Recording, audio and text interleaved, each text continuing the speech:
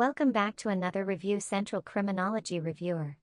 In this set, we'll focus on crime detection and investigation, one of the most exciting and highly practical areas of criminology. Here, you'll test your understanding of investigative procedures, evidence handling, suspect identification, and the step-by-step process of solving crimes, all core competencies in law enforcement work and the criminologist licensure examination. Each question is modeled on actual board exam items and is followed by detailed explanations designed not just to reveal the correct answer, but to deepen your mastery of investigative principles, methods, and best practices. Let's begin your reviewer number 2 and sharpen your skills in the science and art of criminal investigation.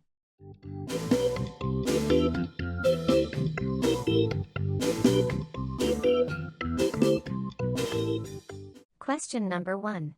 The initial step in any criminal investigation is A. Interrogation. B. Surveillance. C. Interview of witnesses. D. Receipt of information.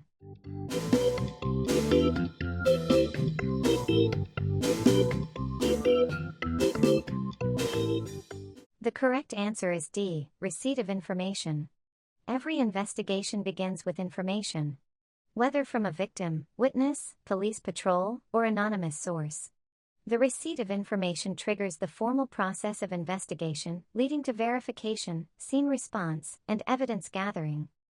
This step is vital because the quality and timeliness of the initial information often determine the success of the entire investigation. An efficient investigator must record, evaluate, and act upon it promptly, ensuring no critical lead is lost. Here's the typical sequence of a criminal investigation process, for your reference. 1. Receipt of information. Report or complaint is received. 2. Recording of the incident. Entry in the police blotter or incident log. 3. Dispatch of investigators. Investigators are assigned to the scene. 4. Arrival at the scene. Initial assessment and protection of the area. 5. Preliminary investigation. Identification of witnesses, suspects, and evidence. 6. Collection and preservation of evidence. Proper documentation and tagging. 7. Interview and interrogation. Gathering verbal and testimonial evidence. 8. Follow-up investigation. Verification, surveillance, or case buildup. 9. Case filing and prosecution coordination. Preparation of final reports and filing of charges. 10. Court testimony. Investigator testifies to authenticate evidence and findings.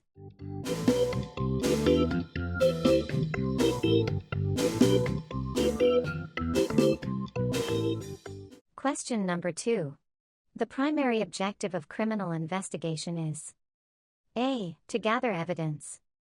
B. To identify the offender. C. To secure conviction in court. D. To establish the truth.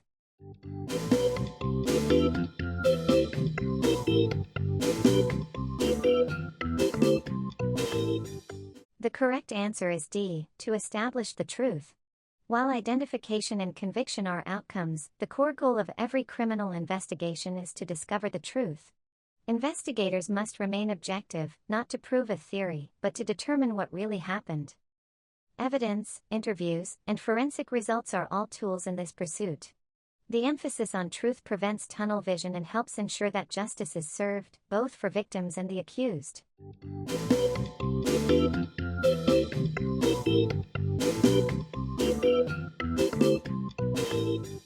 Question number 3. Which of the following best defines modus operandi? A. The suspect's reason for committing the crime. B. The suspect's method of committing the crime. C. The sequence of events leading to the crime. D. The motive behind the criminal act.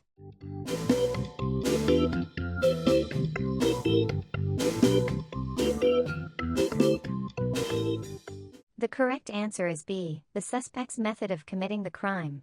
Modus operandi, or MO, is Latin for method of operation.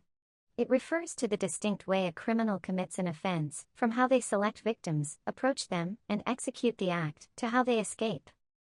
Analyzing MO helps investigators connect cases, identify patterns, and narrow down suspects. Over time, experienced criminals develop habits or signatures that become their investigative fingerprint.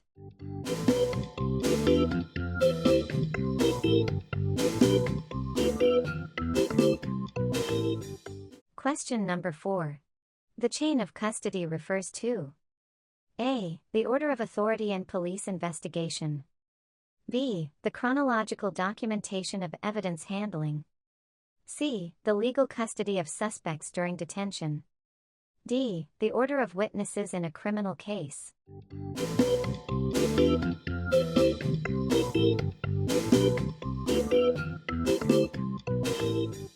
The correct answer is B. The chronological documentation of evidence handling. The chain of custody ensures that physical evidence presented in court is the same item recovered at the crime scene. Every transfer, from collection, labeling, storage, transport, to presentation, must be documented and signed. A broken or incomplete chain can render evidence inadmissible, no matter how crucial. Thus, meticulous documentation is a cornerstone of forensic integrity. As a bonus, here's why chain of custody is important. 1. Ensures integrity of evidence. The chain of custody guarantees that the evidence presented in court is exactly the same item recovered from the crime scene, untampered, unaltered, and authentic. It prevents substitution, contamination, or fabrication of evidence. 2. Establishes credibility, and therefore admissibility, in court. Proper documentation provides the legal basis for admissibility of evidence. Courts require proof of an unbroken chain before considering physical evidence as reliable. 3. Protects and preserves the rights of the accused. By maintaining accountability and handling evidence, the chain of custody safeguards against wrongful conviction caused by mishandling or falsification. 4. It ensures fairness and due process, and thereby strengthening public trust in law enforcement and the justice system. Promotes accountability among investigators. Every person who handles the evidence must sign and record the transfer. This discourages negligence, misconduct, or tampering, as responsibility is clearly traceable. 5. Supports transparency and professionalism in investigation. A well-documented chain of custody reflects discipline, transparency, and procedural integrity in the investigative process, resulting to the creation of best practices for chain of custody.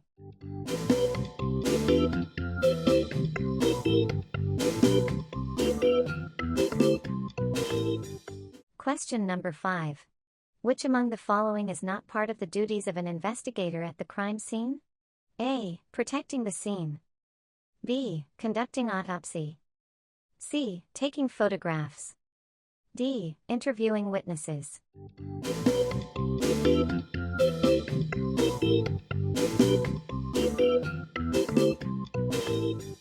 The correct answer is B. Conducting autopsy.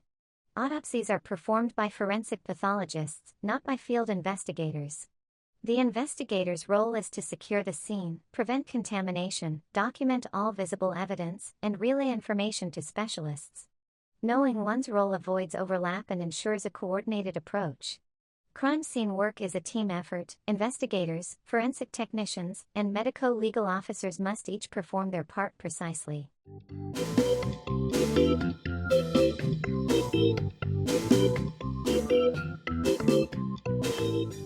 Question number 6. Which of the following statements about witness interviews is most accurate? A. Leading questions are recommended to guide witnesses.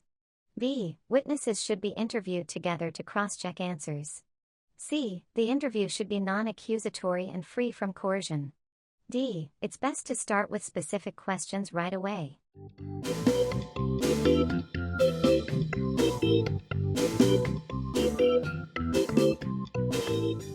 The correct answer is C. The interview should be non-accusatory and free from coercion. The interview's goal is to obtain information, not confessions. A good interviewer builds rapport, allows free recall, and listens actively without inserting bias. Witnesses must feel safe to tell their version without fear or intimidation.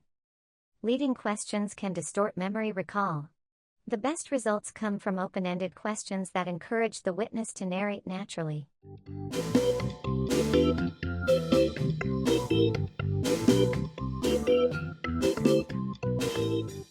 Question number 7. The fundamental difference between an interview and an interrogation is: A. The length of questioning. B. The attitude of the subject. C. The purpose of obtaining a confession. D. The place where it is conducted.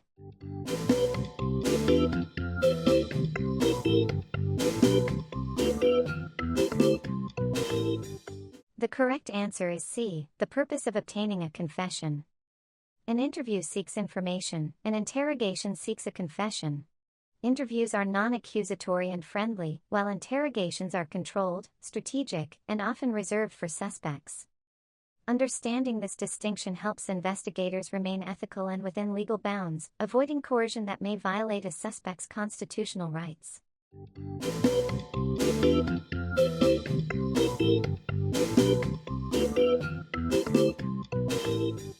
Question number 8. Which of the following is circumstantial evidence? A. Testimony of an eyewitness. B. Confession of the accused. C. Fingerprints found on the weapon. D. Video recording of the crime.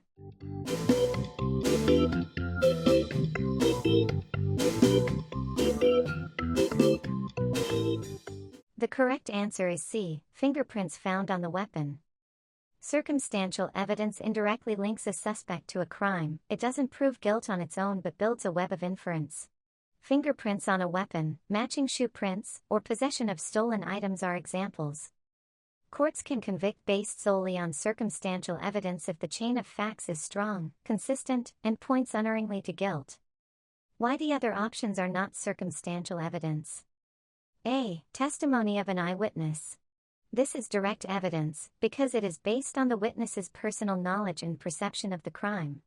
The testimony directly asserts that the accused committed the act, no inference is needed. B. Confession of the accused.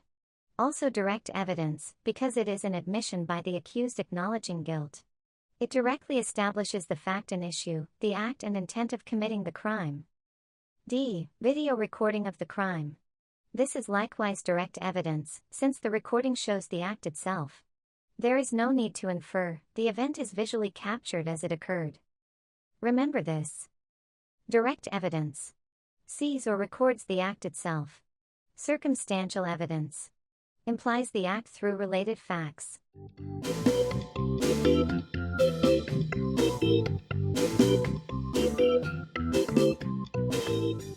Question number 9. In criminal investigation, a spot report is usually prepared. A. After the case is solved. B. During the initial stage of investigation. C. After the final report is submitted. D. Only when ordered by a superior.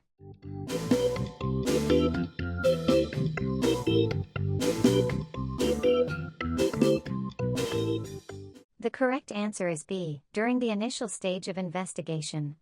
A spot report provides an immediate summary of facts as initially known, usually the 4 W's and 1 H. Who, what, when, where, and how. It's typically submitted within hours after the incident. This early documentation establishes an official record while details are still fresh, ensuring that later reports, progress or final, are consistent and verifiable.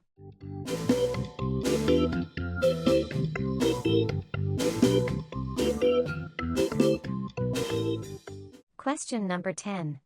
The most reliable form of identification in criminal investigation is: A. Witness testimony. B. Fingerprint analysis. C. CCTV footage. D. Confession of the suspect.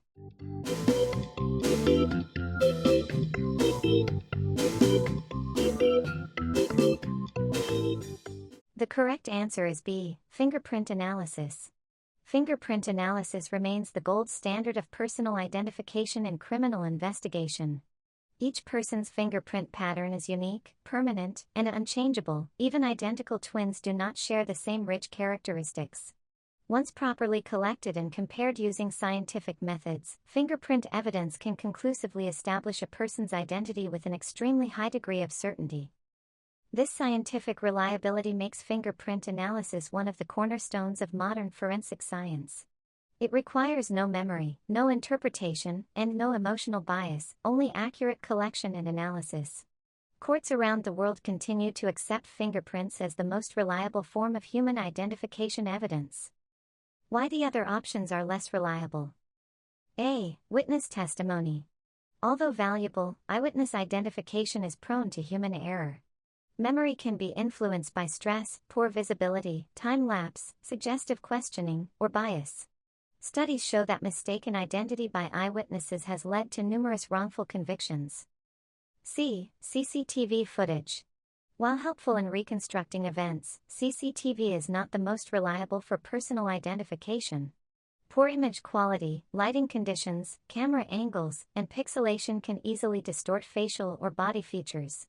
Moreover, appearance similarities among individuals can lead to misidentification, especially when footage is unclear or partially obstructed. CCTV works best as supporting evidence, to corroborate, not to replace, scientific or direct forms of identification. D. Confession of the suspect. A confession may seem direct, but it is not always reliable because it can be coerced, misunderstood, or later retracted. Investigators are trained to corroborate confessions with independent evidence, such as fingerprints, DNA, or physical traces, before treating it as proof of guilt.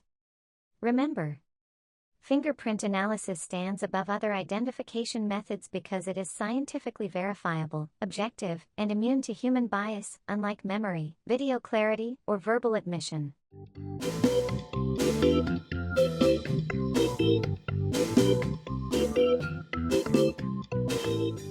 You've just completed Criminology Reviewer number 2, featuring practice questions on crime detection and investigation.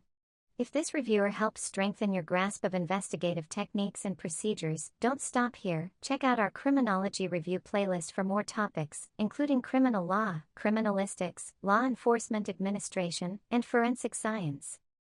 Subscribe to Review Central and tap the bell icon so you'll get notified whenever we upload new criminology review materials and other exam reviewers. If you learned something new today, give this video a like, and share it with your classmates or review buddies who are also preparing for the Criminology Board Exam.